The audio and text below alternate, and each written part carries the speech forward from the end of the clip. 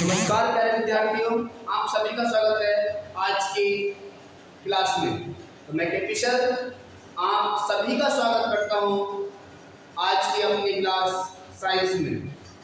तो आइए दोस्त, हम कल पढ़ा रहे थे रदरफोर्ड का परमाणु सिद्धांत और वो लास्ट में ये समझाया था, लिखाया नहीं था उसमें। तो उसमें हमने ये बताया था जो रदरफोर्ड साहब थे उन्होंने एक सोने की पतली चादर लेकर के उस पर अल्फा किरणों की बमबारी कराई। तो मैंने बताया कि अल्फा किरणों की जब बमबारी कराई तो उन्होंने देखा कि कुछ अल्फा कण जो थे वो उस पतली चादर को पार कर गए और कुछ अपने मार्ग से भटक गए, और कुछ अल्फा कण ऐसे भी थे जो अपनी दिशा से जाने के बाद वापस इसी दिशा में आ गए। तो प्यारे दोस्तों, आइए पढ़ते हैं, यानी जो हम पर पढ़ा रहे थे रदरफोर्ड का परमाणु सिद्धांत।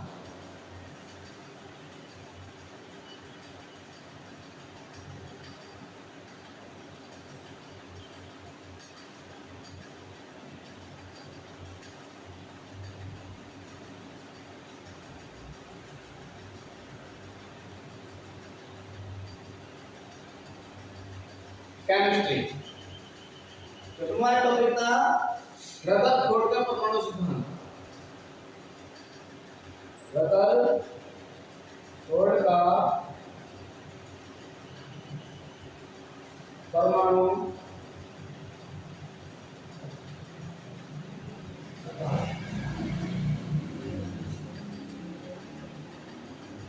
रदरफोर्ड का परमाणु सिद्धांत। तो इसे समझते हैं भाई, क्या रदरफोर्ड साहब ने क्या बताया। तो मैंने कल समझा दिया था, आज से मुझे लिखाना है।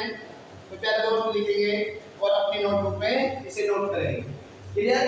उन्होंने बताया कि अल्फा किरण इसलिए वापस लौट जाती है, अल्फा किरण किरण या कण अल्फा किरण इसलिए वापस लौट जाती है, इसलिए वापस लौट जाती है, इसलिए वापस लौट जाती है, लौट जाती है अल्फा किरण इसलिए वापस लौट जाती है क्योंकि उसमें उपस्थित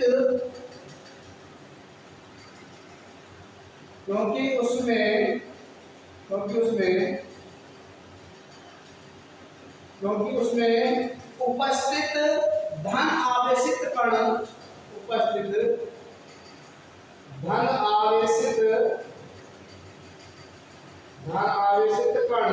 धन आवेशित कण विकर्षित करता है। क्या करता है? विकर्षित।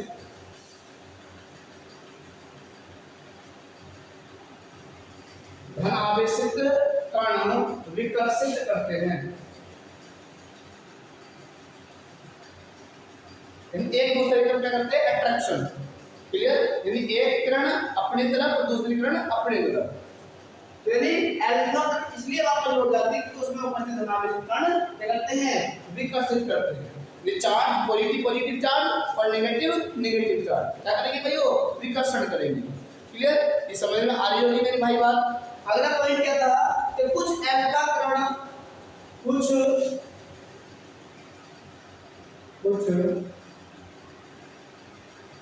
कुछ अल्फा किरण परमाणु के मध्यवर्ती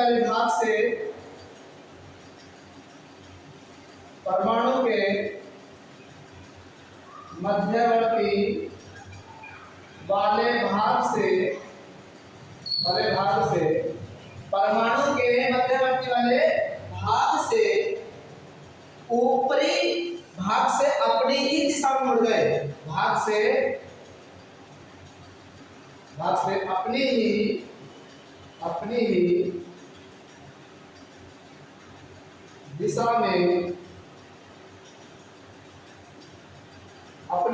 में मुड़ गए। इससे स्पष्ट होता है कि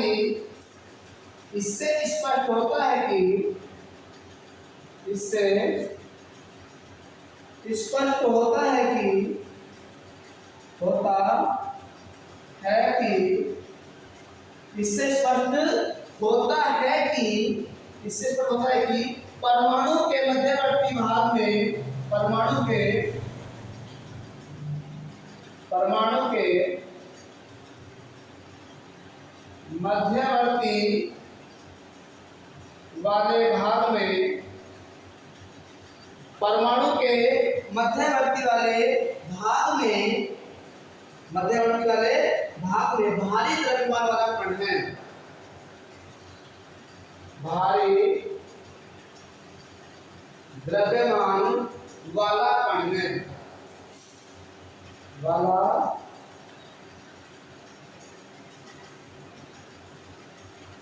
क्लियर भाई? एक पॉइंट देता और एक पॉइंट देता।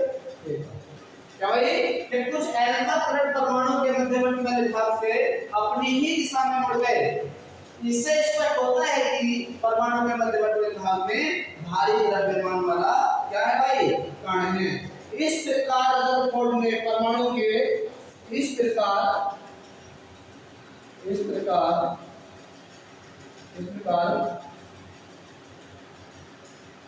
रदरफोर्ड ने परमाणु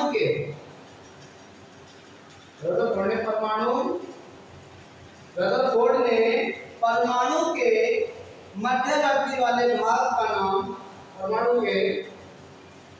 मध्यवर्ती वाले भाग का नाम नाभिक रखा। क्या रखा मेरे भाई?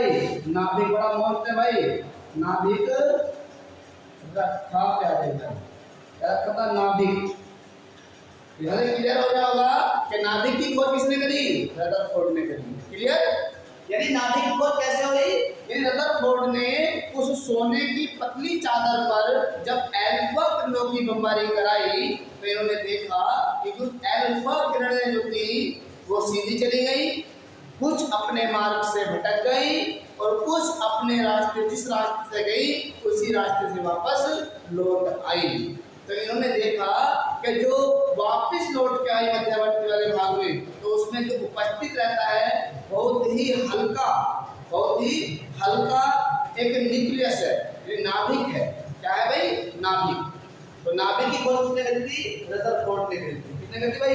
रदरफोर्ड ने। आगे भाई, रदरफोर्ड के अनुसार परमाणु कई रदरफोर्ड के अनुसार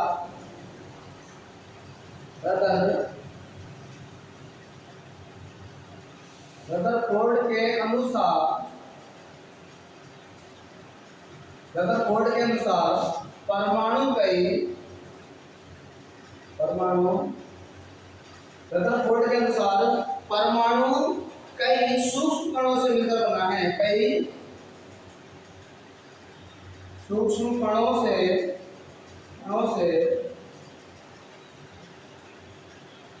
मिलकर बना है।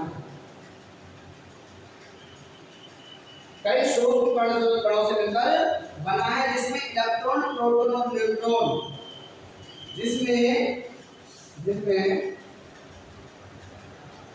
जिसमें इलेक्ट्रॉन, प्रोटॉन और न्यूट्रॉन, इलेक्ट्रॉन, प्रोटॉन और न्यूट्रॉन मुख्य रूप से पाए जाते हैं।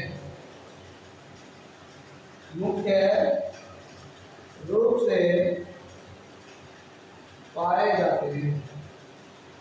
से पाए जाते हैं मेरे भाई। तो उसके बाद लिखेंगे रदरफोर्ड ने नाभिक की खोज की थी। रदरफोर्ड ने नाभिक की खोज की थी ना भाई? रदरफोर्ड ने नाभिक की खोज की थी। रदरफोर्ड ने नाभिक की खोज की थी जिसमें परमाणु के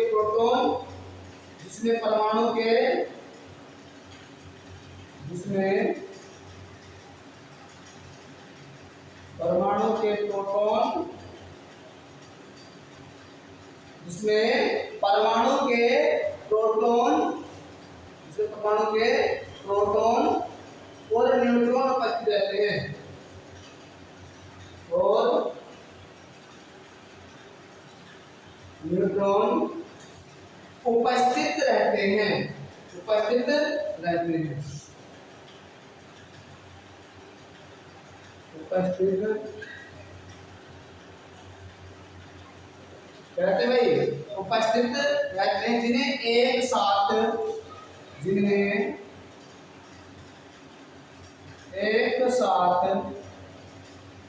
एक साथ क्या कहेंगे, न्यूक्लियॉन। क्या कहेंगे भाई, न्यूक्लियॉन कहेंगे, न्यूक्लियॉन क्या कहेंगे, न्यूक्लियॉन कहेंगे, न्यूक्लियॉन।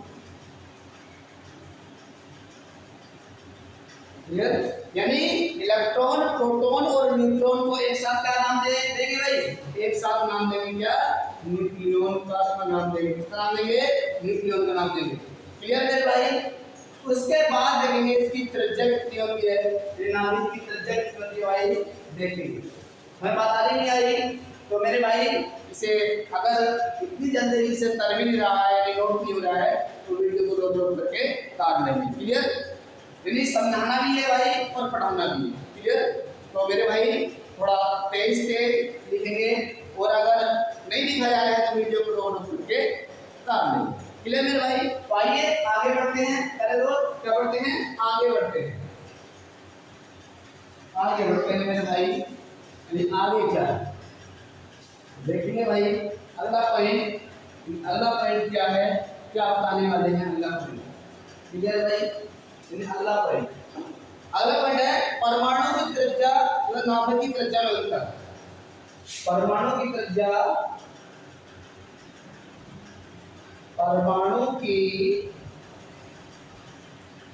त्रिज्या एवं नाभिक की त्रिज्या में अंतर। नाभिक की त्रिज्या में अंतर मेरे भाई कितना होता है, 10 की पावर 5 मीटर, 10 की पावर 5 मीटर होता है। क्लियर। किसी परमाणु में संपूर्ण द्रव्यमान, किसी परमाणु का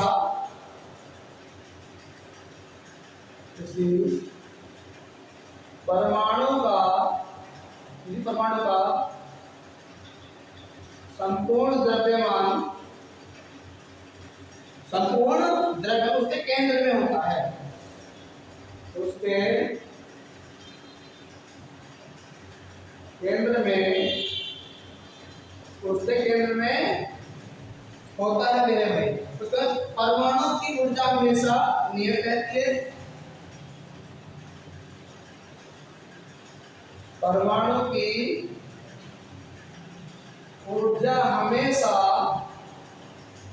नियत रहती है मेरे भाई। क्या रहती है, नियत रहती है। परमाणु की ऊर्जा हमेशा क्या रहती है, नियत रहती है। रदरफोर्ड को नाभिक की खोज परिकेंद्रक प्रभाव पर लाते हैं। यानी जो रदरफोर्ड का नाभिक है, रदरफोर्ड का नाभिक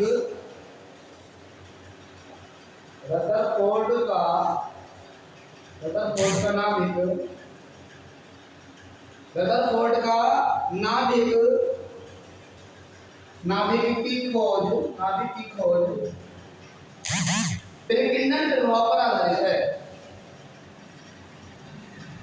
परिकेंद्रक प्रभाव पर आधारित है। परिकेंद्रक प्रभाव पर क्या भाई, आधारित है भाई। परिकेंद्रक प्रभाव पर आधारित है। उसके बाद परिकेंद्रक प्रभाव पर आधारित है। इलेक्ट्रॉन, प्रोटॉन, न्यूट्रॉन को भौतिक कण कहते हैं। इलेक्ट्रॉन, प्रोटॉन और न्यूट्रॉन, इलेक्ट्रॉन, प्रोटॉन एवं न्यूट्रॉन को क्या कहते हैं भाई, भौतिक कण कहते हैं। क्या कहते हैं, भौतिक कण कहते हैं। इलेक्ट्रॉन, प्रोटॉन और न्यूट्रॉन को भौतिक कण कहते हैं। और परमाणु में इलेक्ट्रॉन की ऊर्जा हमेशा, परमाणु में इलेक्ट्रॉन की ऊर्जा हमेशा परमाणु में इलेक्ट्रॉन की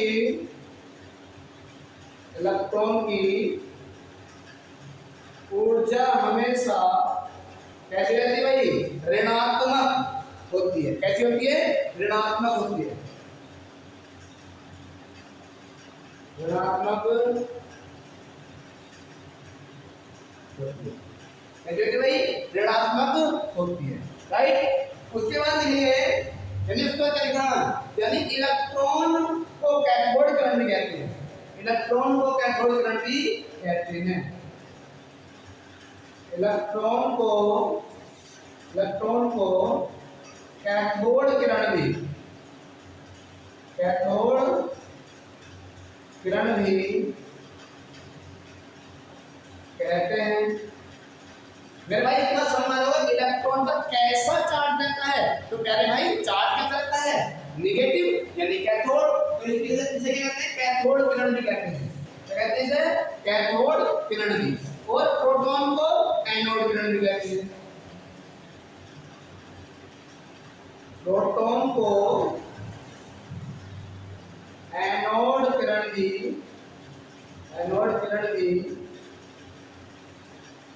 कहते हैं। प्रोटॉन कहते हैं भाई, एनोड किरण भी कहते हैं। उसके बाद मेरे भाई, उसके बाद देखिए, यानी इलेक्ट्रॉन को कैथोड किरण और प्रोटॉन को एनोड किरण कहते हैं। राइट। तो पढ़ेंगे मेरे भाई अपनी नोटबुक में और आगे बढ़ेंगे। क्लियर? देखिए भाई आगे देखिए, यदि आगे बढ़ते हैं क्या बताते हैं इन्होंने, क्या क्या बताई बात। भाई ये पॉइंट है, ये पेपर में पूछे जाते हैं डायरेक्ट। ध्यान रखना चाहिए क्योंकि हम पढ़ा रहे हैं थ्योरी। हम क्या पढ़ा रहे हैं भाई? थ्योरी पढ़ा रहे हैं। केमिस्ट्री में क्या भाई? थ्योरी। और चैप्टर का नाम आपको पता ही है, एटॉमिक स्ट्रक्चर यानी परमाणु संरचना पढ़ा रहे हैं। क्लियर? तो उसके बाद देखिए मेरे भाई अगला पॉइंट होगा इलेक्ट्रॉन तथा प्रोटॉन पर आवेश का मान। इलेक्ट्रॉन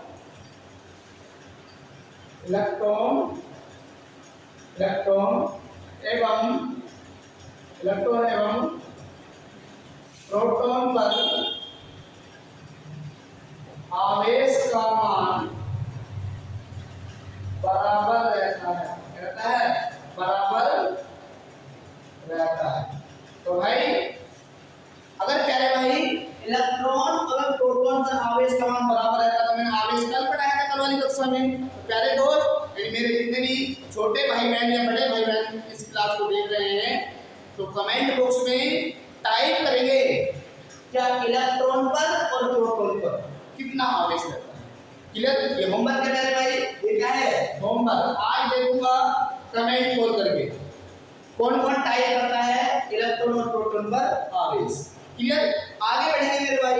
आगे क्या बताया, क्या मेरे भाई, लेकिन एक दूसरे के विपरीत दिशा में। लेकिन एक दूसरे के विपरीत दिशा में। लेकिन एक दूसरे के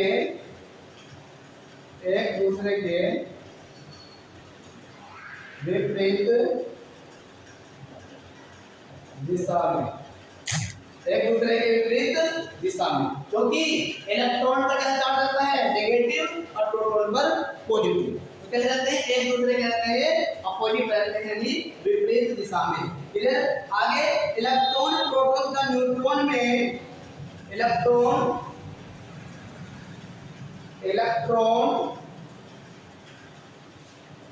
प्रोटॉन और न्यूट्रॉन में सबसे हल्का कण, न्यूट्रॉन में इलेक्ट्रॉन सबसे हल्का कण है। इलेक्ट्रॉन सबसे हल्का कण है। सबसे हल्का कण है। इन्होंने क्या बताया? सबसे हल्का कण कौन है भाई? इलेक्ट्रॉन सबसे हल्का कण है एवं सबसे भारी न्यूट्रॉन है। एवं सबसे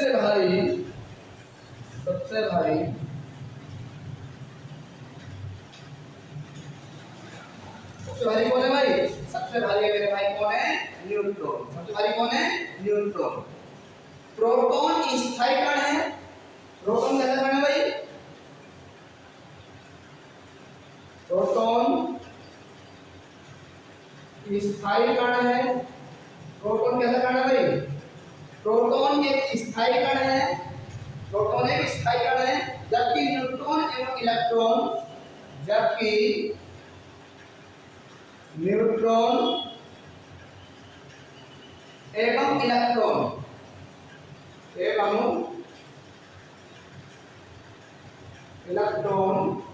अस्थायी कण है। अस्थायी कण, यानी प्रोटॉन कैसा कण है भाई? प्रोटॉन कण है स्थायी, और जबकि न्यूट्रॉन कैसा कण है मेरे भाई? और इलेक्ट्रॉन ये है अस्थायी कण। कैसे कण है भाई? अस्थायी, यानी प्रोटॉन बिल्कुल स्थिर अवस्था में रहता है, लेकिन न्यूट्रॉन और इलेक्ट्रॉन ये ऐसे कण हैं जो स्थिर नहीं रहते हैं। कैसे कण है ये? अस्थायी कण है। समझ में आ रही है मेरे भाई? अगर समझ में आ रही है तो कमेंट में क्या करना है? लाइक करना। क्लियर मेरे भाई? आगे देखेंगे मेरे भाई इसके बाद, यानी इलेक्ट्रॉन, प्रोटॉन और न्यूट्रॉन की भेदन क्षमता, यानी किसकी भेदन क्षमता सर्वाधिक होती है? भेदन क्षमता, भेदन क्षमता आ सकती है भाई किसकी? कितनी भेदन क्षमता होती है? तो सबसे भेदन क्षमता होती है न्यूट्रॉन की, फिर से प्रोटॉन की, फिर इलेक्ट्रॉन, फिर मेरे भाई किसकी? इलेक्ट्रॉन। ये भेदन क्षमता का क्रम होता है। लेकिन कितना होता है भाई? ये मेरे भाई भेदन क्षमता का क्रम होता है। सबसे ज्यादा भेदन क्षमता किसकी? न्यूट्रॉन की, उससे कम प्रोटॉन की, और सबसे कम इलेक्ट्रॉन की। क्लियर? उसके बाद लिखेंगे परमाणु द्रव्यमान इकाई। परमाणु द्रव्यमान इकाई मेरे भाई क्या पढ़ने वाले हैं? परमाणु द्रव्यमान इकाई। देखिए भाई परमाणु द्रव्यमान इकाई में, परमाणु द्रव्यमान इकाई क्या मेरे भाई? परमाणु द्रव्यमान इकाई, परमाणु द्रव्यमान इकाई, परमाणु द्रव्यमान, परमाणु द्रव्यमान इकाई में परमाणु द्रव्यमान इसे डिनोट करते हैं AMU, atomic mass unit. Atomic mass unit, तो एटॉमिक मास यूनिट में हम पढ़ने वाले भाई कार्बन के समस्थानिक। क्या पढ़ने वाले भाई?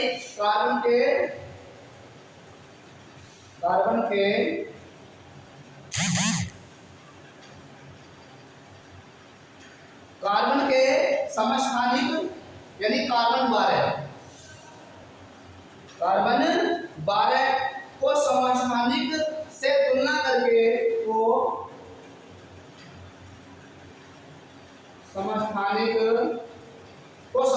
से तुलना कर, वो समस्थानिक से तुलना, वो तुलना करके तुलना करके ज्ञात किया जाता है। ज्ञात किया जाता है मेरे भाई, ज्ञात किया जाता है। और एक एटॉमिक मास यूनिट बराबर एक AMU 1.66 गुना 10 की पावर माइनस के 24 ग्राम। ये भाई याद रखना है। एक एटॉमिक मास यूनिट यानी परमाणु द्रव्यमान इकाई बराबर 1.66 गुना 10 की पावर माइनस के 24 ग्राम होता है। क्लियर है भाई? उसके बाद लिखेंगे किसी भी तत्व का द्रव्यमान, किसी भी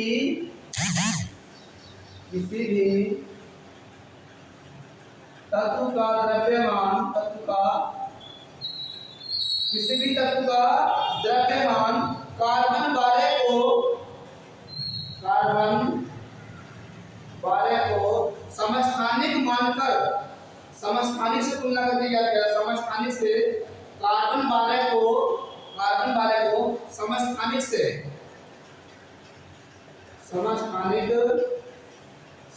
तुलना करके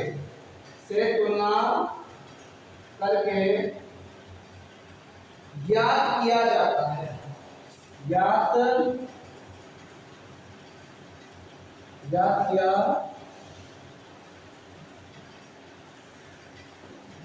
किया जाता है मेरे भाई। क्या भाई? ज्ञात। जैसे अभी न्यूट्रॉनो, हमें न्यूट्रॉन ज्ञात करने हैं, न्यूट्रिनो, तो न्यूट्रिनो मतलब है कि न्यूट्रॉन की खोज किसने करी? खोज किसने करती मेरे भाई? वो खोज करी पाउली ने। किसने करती भाई? पाउली ने खोज करी थी। किसने भाई? पाउली ने। तो यह है आवेशहीन मतलब द्रव्यहीन कण है, द्रव्यमानहीन कण है। यह आवेशहीन, यह आवेशहीन एवं द्रव्यमानहीन कण है। कौन भाई? न्यूट्रॉन। तो न्यूट्रॉन जो है इसकी खोज किसने करी? पाउली ने। और यह आवेशहीन एवं द्रव्यमान, यानी इसका मतलब क्या हुआ? यानी ना तो इसमें कोई आवेश रखता और ना इसमें कोई द्रव्यमान। क्लियर? उसके बाद देखिए, उसके बाद देखिए मेरे भाई क्या है, क्या कहना चाह रहा है। क्लियर? उसके बाद पॉजिट्रॉन। क्या भाई? ये हो गया भाई कौन सा? ये हो गया है न्यूट्रॉन। उसके बाद होता है भाई, उसके बाद लिखना है मेरे भाई क्या? एक पॉइंट लिखेंगे मेरे भाई। क्या लिखेंगे? एक पॉइंट लिखेंगे। क्या लिखेंगे? पॉइंट। क्या मैसोन की खोज युकावा ने की थी? किसकी खोज? मैसोन की खोज। मैसोन की खोज युकावा ने की थी। युकावा ने इसकी खोज करती भाई, मैसोन की खोज किसने करी थी? युकावा। उसके बाद देखिए पॉजिट्रॉन। क्या भाई? पॉजिट्रॉन।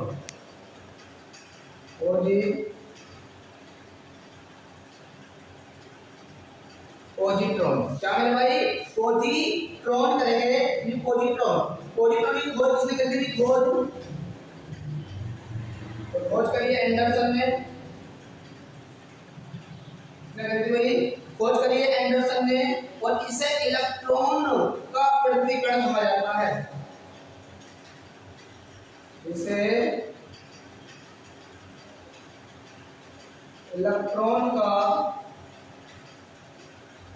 पृथक्करण कहा जाता है। इसे इलेक्ट्रॉन का पृथक्करण, इसे किसे भाई? पॉजिट्रॉन को इलेक्ट्रॉन का पृथक्करण कहा जाता है। और निरपेक्ष द्रव्यमान, निरपेक्ष द्रव्यमान कितना होता है? 9.1 गुना 10 की पावर -28 ग्राम। आगे निरपेक्ष आवेश, तो